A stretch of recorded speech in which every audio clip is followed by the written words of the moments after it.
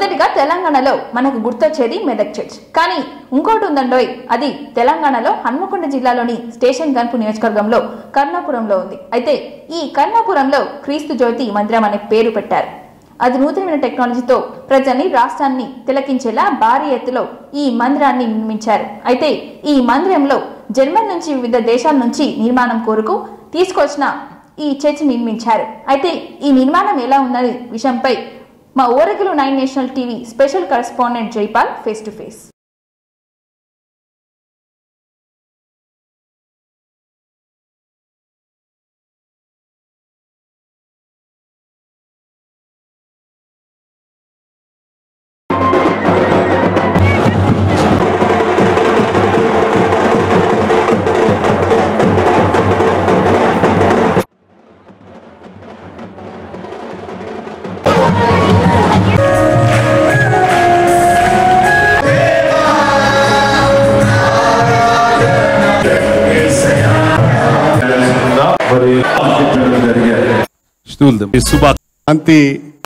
నా దృష్టిలో ప్రపంచవ్యాప్తంగా క్రిస్మస్ వేడుకలు జరుగుతున్న నేపథ్యంలో హన్మకొండ జిల్లాలోని కర్ణాపురంలో క్రీస్తు మందిరం జ్యోతి మందిరంలో ఉన్నాము. ప్రస్తుతం ఈ చర్చ్ చూసినట్టయితే చాలా పెద్ద ఎత్తున అధునాతనమైన టెక్నాలజీలతో కట్టడం జరిగింది. అలాగే మెదక్ జిల్లాని ఎలా పేరు చెప్పుకుంటున్నాము, ఇప్పుడు క్రీస్తు మందిరం కూడా అలానే ఉండబోతుంది అనే విషయాన్ని మనము పాస్టర్ గారిని అడిగి తెలుసుకుందాం. సార్ చెప్పండి సార్, ఇప్పుడు చాలా వరకు మనం చూసినట్టయితే మెదక్ చర్చి ఇప్పటి వరకు మెదకే ఫేమస్ అనే అనుకుంటున్నాం. ఈరోజు ఒక హన్మకొండలో తెలంగాణ ప్రాంతంలో రెండోగా పేరు గాంచబోతున్న చర్చి మీరు ఎలా డిజైన్ చేసారు, ఎలా కట్టారు? నేను 2004 సంవత్సరం ఇక్కడికి వచ్చినప్పుడు మన మందిరం చాలా తడకలు తర్వాత రేకులతో ఉండేది.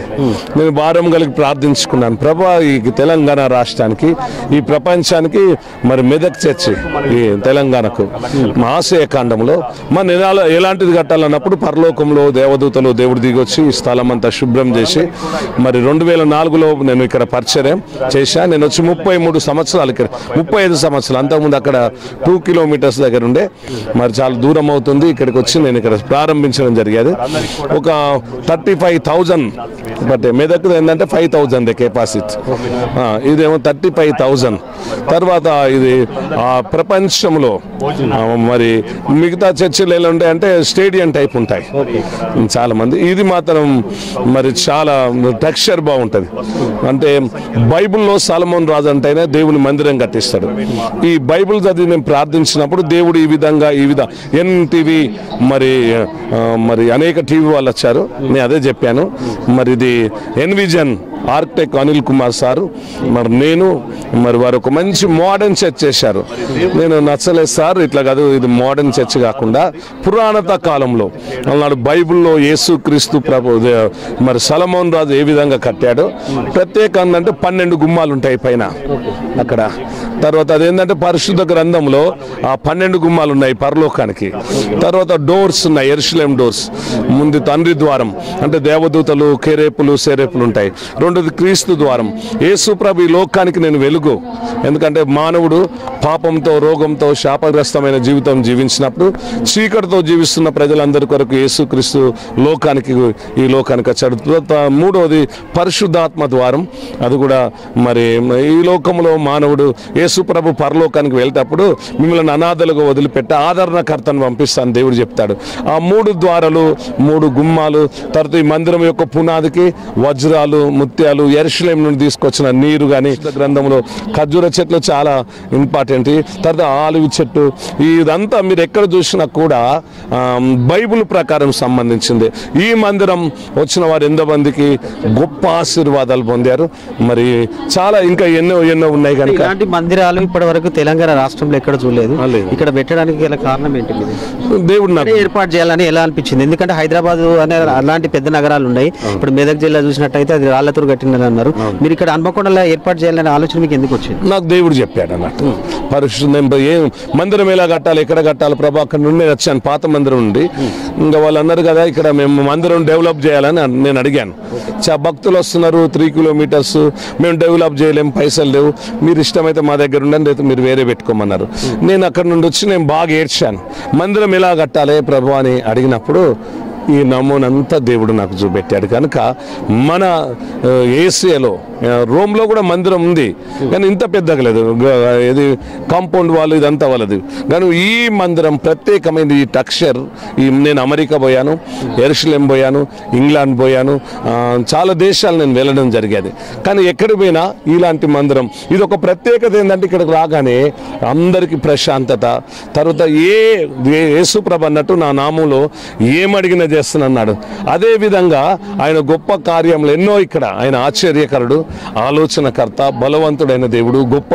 అందుకోసానికి ఇక్కడ ఎక్కడ చూసినా ఆశ్చర్యం ఆశ్చర్యం ఆశ్చర్యం. కనుక ఈ మందిరం ఎంతమంది సిట్టింగ్ లో కూర్చోగలుగుతారు? కనీసం ఇప్పుడు కుర్చీలు వేసుకుంటే మాత్రం 30,000, కుర్చీ లేకుండా 25.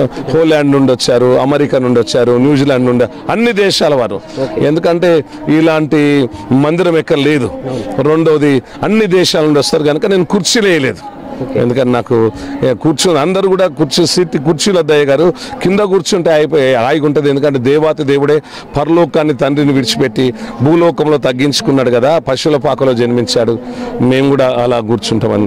క్రిస్మస్ రోజు సందర్భంగా మీరు ప్రజలకు, చర్చి యవనస్తులకు కానీ ప్రజలకు కానీ మీరు ఏంటి మెసేజ్ ఇవ్వాలి? నేనేందంటే మరి యేసు ప్రభు వారు కూడా ఈ భూలోకంలో జీవించినప్పుడు యవన కాలంలో తన యవన కాలంలో తన ప్రాణాన్ని ప్రజలందరి కొరకు సమర్పించాడు. యవనస్తులు కానీ వృద్ధులు కానీ వచ్చిన భక్తులందరూ కానీ అందరూ క్రీస్తును కలిగి, రెండవది క్రీస్తు చూపెట్టిన బాటలో, మొదటి అంటే ప్రేమ, రెండవది సమాధానం, మూడవది సంతోషం, నాలుగవది తీసుకోవడం కాదు దేవుడు ఇవ్వడం చెప్పాడు. అంటే ప్రేమ అందరికి పంచి జీవించాలని, అప్పుడే సుఖ సంతోషాలుగా దేశం, ప్రపంచం, యవనస్తులందరూ కలిగి మంచి మార్గం నడవాలని, క్రీస్తు మార్గం నడవాలని నేను ఆకాంక్షిస్తూ జన్మదిన శుభాకాంక్షలకు మీ అందరికీ 9 టీవీ కానీ ఇతర టీవీ వచ్చిన వారందరికీ యేసుక్రీస్తు యొక్క జన్మదిన శుభాకాంక్షలు sir. God bless you. Jayaprakash గారు మనతో ఉన్నారు. ఇక్కడ ఏమేమి ఏర్పాట్లు చేసిండ్రు? ఈ పండుగలు ఒక క్రిస్మస్ అనే కాకుండా న్యూ ఇయర్ వరకు జరిగే అవకాశాలు ఉన్నాయి కాబట్టి ఎలా ఏర్పాట్లు చేశారనే విషయంలో వారిని అడిగి తెలుసుకున్నాం. సార్ చెప్పండి సార్, ఇప్పటి వరకు ఏమేమి ఏర్పాట్లు చేశారు? ఇప్పుడు ఈ రోజే మందిరం ఏర్పాటు చేయడం జరిగింది కాబట్టి ఈ సమావేశాలు ఇంకెప్పటి దాకా జరిగాయి? క్రిస్మస్ పండుగ అనేది క్రైస్తవులకే కాదు, ప్రపంచంలో ఉన్నటువంటి ప్రతి వారికి ఒక గొప్ప పండుగ. ప్రత్యేకించి ఈ యొక్క నూతన మందిరంలో మొదటి క్రిస్మస్ కాబట్టి చాలా అందరం సంతోషంతో ఈ పండుగ జరుపుకుంటున్నాం. చాలా భారీగా ఏర్పాట్లు చేయడం జరిగింది. వచ్చినటువంటి వారందరికీ కూడా పాత మందిరంలో వారు ఉండడానికి సౌకర్యాలు ఏర్పాటు చేశాం. సాయంకాలం భోజనాలు ఏర్పాటు చేశాం. అందరికీ కూడా చక్కటి వసతులు ఉన్నాయి. ఆర్టీసీ వారు ప్రత్యేకమైనటువంటి బస్సులు కాజీపేట రైల్వే స్టేషన్ నుంచి, తర్వాత జన్గాం డిపో నుంచి ఇక్కడికి వేయడం జరిగింది, భక్తులకు ఎలాంటి ఇబ్బంది కలగకుండా. అదే రీతిగా కాజీపేట సర్కిల్ ఏసీపీ గారు ప్రత్యేకమైన చొరవ తీసుకొని 8 పోలీస్ స్టేషన్లను సమన్వయపరుస్తూ అందరినీ కూడా వారి వారి యొక్క బాధ్యతలను నిర్వర్తించాలని ఒక్కొక్కరిని ఒక్కో దగ్గర ఉంచారు. ప్రజలందరికీ ఎవరికి అసౌకర్యం కలగకుండా వచ్చిన వారందరికీ కూడా లోపల స్థలం ఒకవేళ సరిపోనట్లయితే బయట చెట్ల కింద పెండాల్స్, టెంట్స్ వేశాం. వారికి లోపల ఏం జరుగుతుందో అని ఆందోళన పడకుండా వారికి బయట LED స్క్రీన్స్ కూడా ఏర్పాటు చేయడం జరిగింది.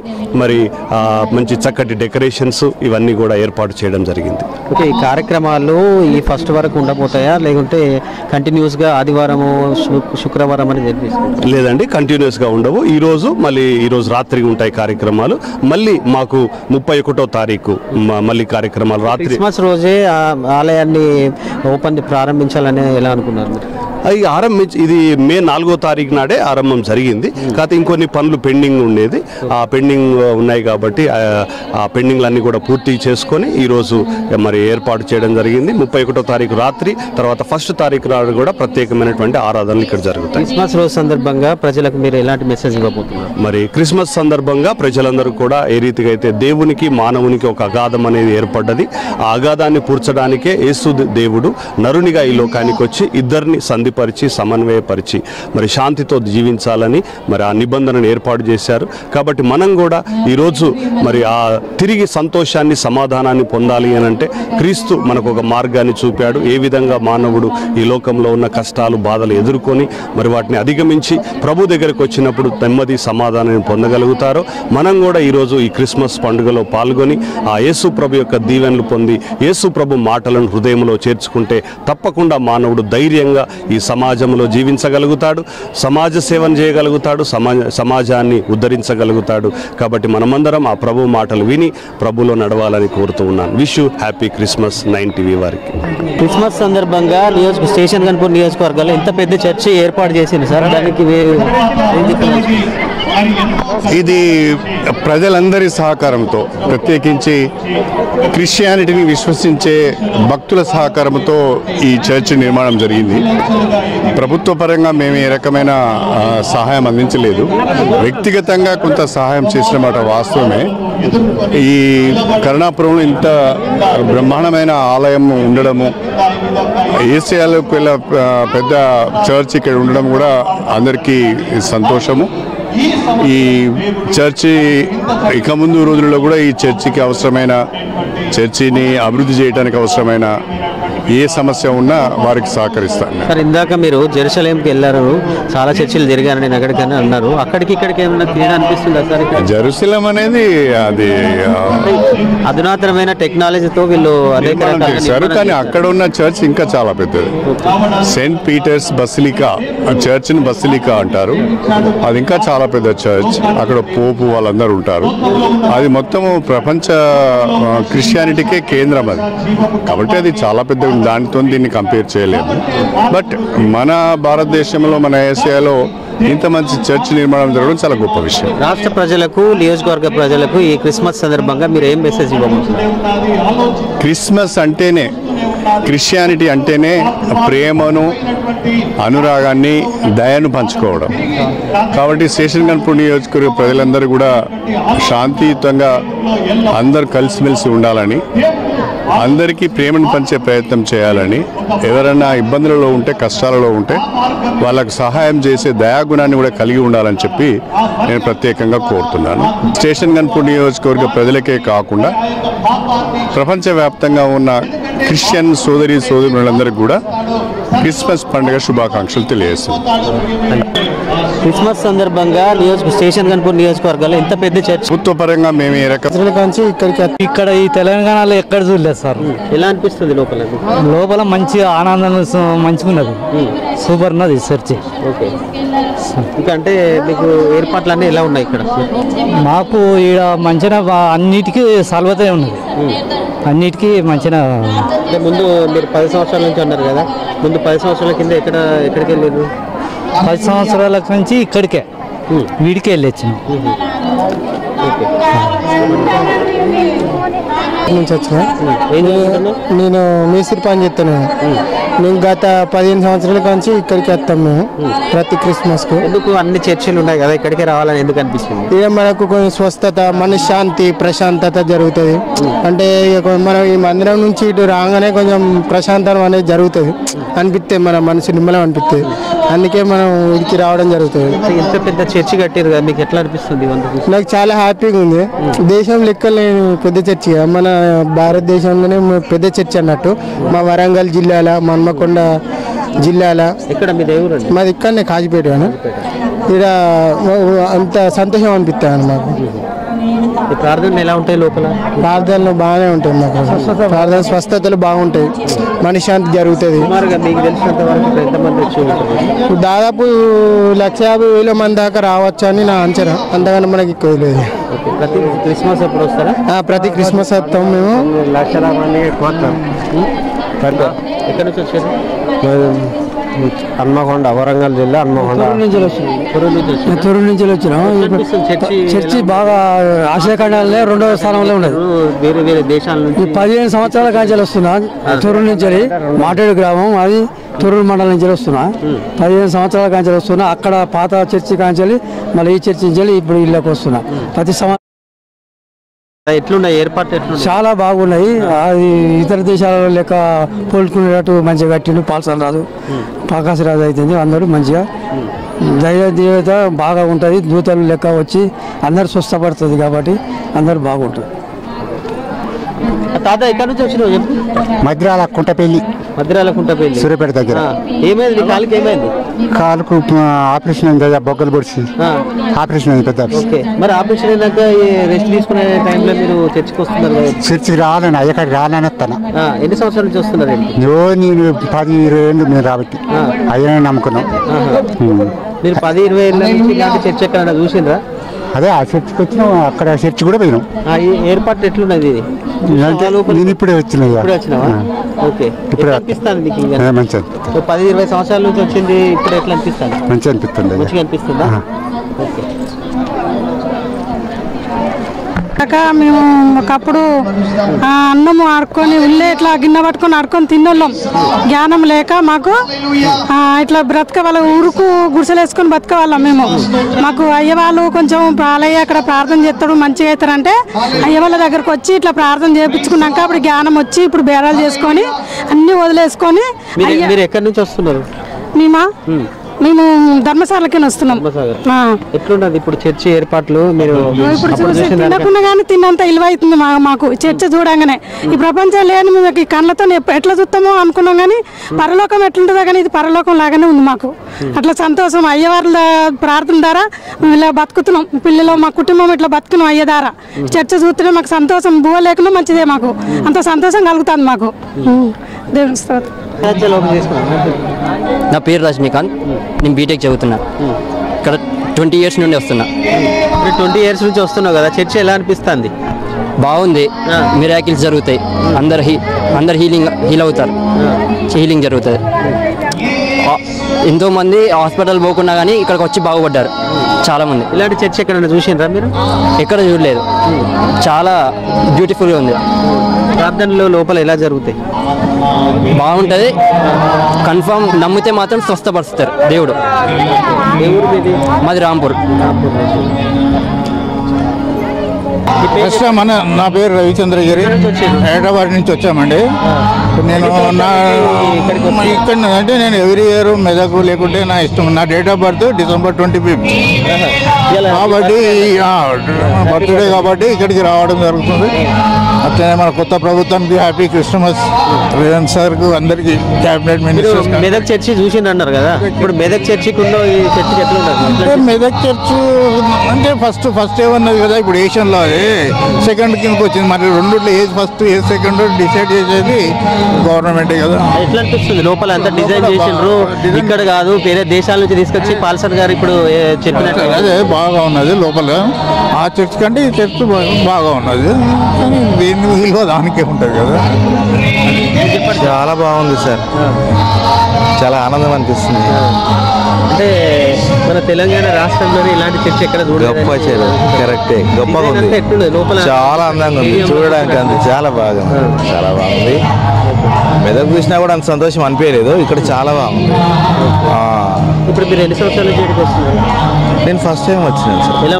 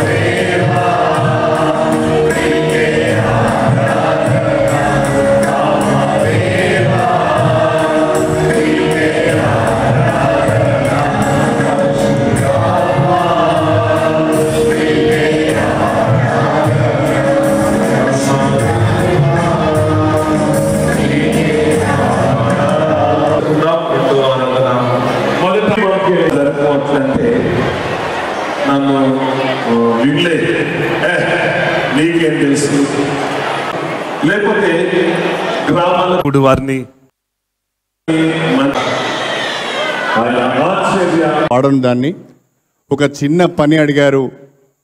భగవత్ కార్యక్రమం కాబట్టి ఒక మంచి పని చేస్తున్నారనే ఉద్దేశంతోనే ఆనాడు నా అధికారాన్ని ఈ నిర్మాణం కొరకు ఉపయోగించారని చెప్పి ఈ సందర్భంగా తెలియజేస్తున్నారు. ఒక మాటలో చెప్పాలంటే నేను అదృష్టవంతుని అని చెప్పి ఈ సందర్భంగా గుర్తు చేస్తున్నాను. ఎందుకంటే యేసు ప్రభువు పుట్టిన ప్రదేశాన్ని నేను చూశాను. నేను బెత్లెహేం వెళ్ళాను. బెత్లెహేం వెళ్ళి యేసు ప్రభువు బాలయేసు పుట్టిన ప్రదేశాన్ని నేను చూశాను. అదేవిధంగా జెరూసలేం వెళ్ళాను. యేసు ప్రభువు సిల్వ వేయబడిన ప్రదేశాన్ని కూడా నేను చూశాను. ప్రపంచవ్యాప్తంగా సేవకులందరూ వచ్చి ఆ సిలువ వేయబడిన ఆ సందులు, ఆ చిన్న చిన్న గోడలను చూసి తన్మయత్వం పొంది ఆ గోడలను పట్టుకొని పూజ చేసే విధానం నాకు చాలా గొప్పగా నచ్చింది అని చెప్పి ఈ సందర్భంగా నేను సవినయంగా తెలియజేసుకుంటున్నాను.